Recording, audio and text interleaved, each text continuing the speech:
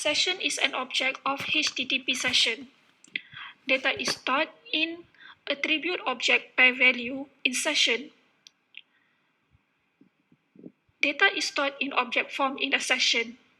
Therefore, all data, including primitive data, must be in object form. Attribute is the name referred to the object stored in the session. For example, this session is maintaining information of our Director General of Health, Datuk Nur Hisham Abdullah. Conceptually, a data in session is stored in attribute object by value. Here we have 4 attributes with different type of data. For attribute name, the type of object stored is a string.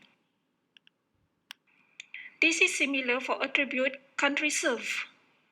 Whereas for attribute name Director Health, an object from class position is stored. For attribute service duration, number 6 is stored in object of integer, which is the wrapper class for primitive integer. Let's have a look at a demonstration of HTTP session in Eclipse.